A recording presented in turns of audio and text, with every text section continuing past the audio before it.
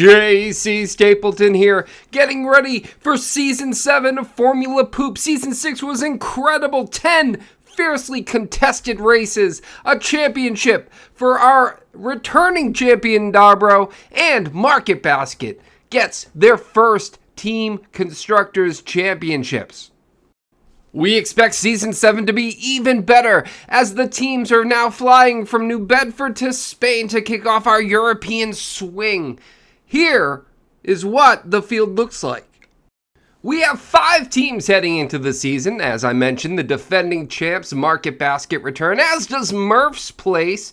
Sapporo back with a bit of a new look. They bring on Reese's as a new primary sponsor, so Sapporo Reese's McLaren will be the talk of the town. Kona Brewing, a new team that has come in to replace Haynes. Haynes, after years of poor performances, has decided to leave F-Poop. Hopefully they come back in the future. And then a brand new entry, Goyet Auto Recycling. You may not have heard of these guys, but let me tell you this. They have an engine powered by an old Bugatti that they were able to refurbish and refashion, 2 of them. They have, I think, one of the best engines in the field, so let's see how they decide to fill out their roster. So first up, let's talk about Market Basket. Won the title last year. Some say they didn't quite earn it. They were the only team with 3 drivers. They had Mike, who now becomes a contender as a back marker. That team was stacked from the very beginning, but they come back. Not surprisingly, Dobro and his brother, Bird Boy, gonna get back together for this season to comprise the Market Basket team. The question is, can they do it without Mike? Mike, I think, was the secret sauce. He is the most winning team champion in Formula Poop history. That's a big loss there. So they're going to have a tough road ahead of them if they want to repeat. And as you may notice, this is more of a draft, or more of a reveal than a draft. Next up, Murph's Place, MasterCard. This team's coming back and coming back strong. Matt Villain had a great second half of the season, only outdone by Dobro. Dobro's a glass ceiling for him. He is a championship caliber driver here in Formula Poop, just hasn't been able to get the luck to go his way. Billy also, in my opinion, a championship caliber driver, mired as a back marker, but these two together are incredibly fast. And Black, new driver to Formula Poop, a rookie. He's going to be a back marker for this team. He could be the connective tissue here. Both Alex and Billy are bit of a wild card. Could Bleck come in at the discretion of Carolyn Murphy and get these two to unify, to work together to propel one of them to the championship? I don't know about that. I don't know if a driver's championship is in the cards for either of these two, but a team championship absolutely could be. Sapporo McLaren is back. They've added Reese's. We still have the Cleef as the principal, but no Hladizzle, no Diggs. They have gone a different route this season, and they have brought in Claff Data. He is a driver who, when he shows up on time at the racetrack, when the race is actually happening, can win a race. He did it in Bahrain. He almost did it in New Bedford, and then he thought, hey, I just want to battle folks, and he dropped to the back of the field.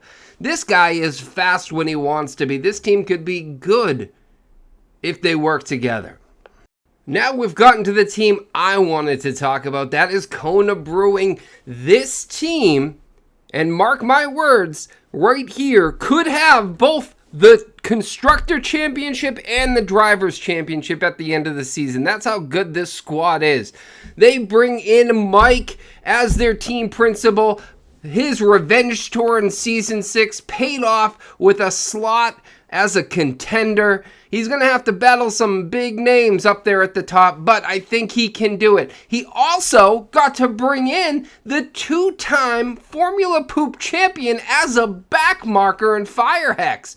Like, astounding that he was able to grab this guy. So you have a guy who's won 3 Constructor Championships. You have a guy who's won 2 drivers' championships, put them together on this Kona team without all the baggage that some of the other teams have. This could be an exciting squad, and it really is going to come down to who the backmarker will be for this team. If they're able to secure a backmarker who complements the skills of these two, we could have a midfield drivers champion and a runaway team championship if Mike continues to perform.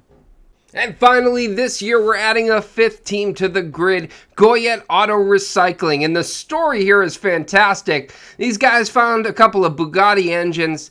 They grabbed a couple of different parts from all the crashes at New Bedford's racetrack, and they cobbled together two Formula One cars. They think they can do more because they now have a partnership with Bugatti, but these vehicles are absolutely ugly as sin, but they fly. They are incredibly fast, high downforce rather.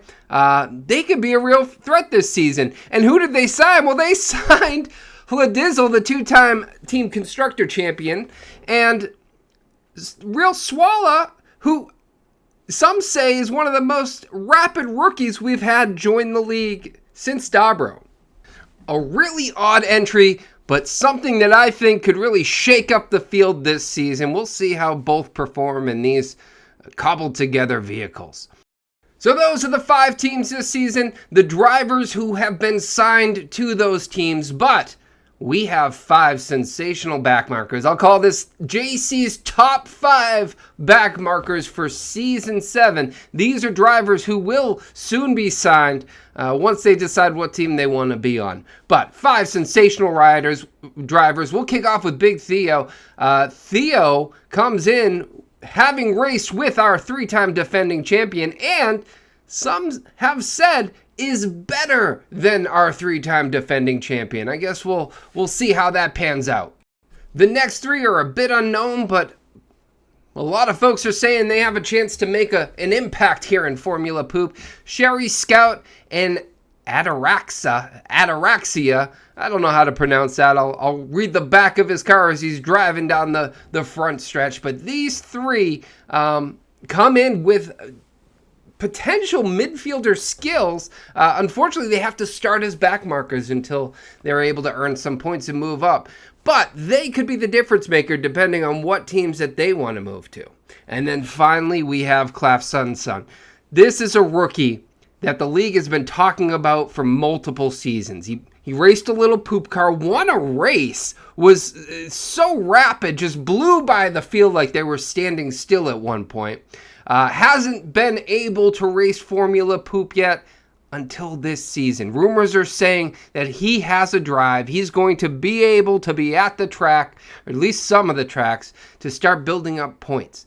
Right now, not assigned to a team. There's going to be a battle. If he proves to be as good in a Formula car as he is in a NASCAR, there's going to be battles for his services for sure.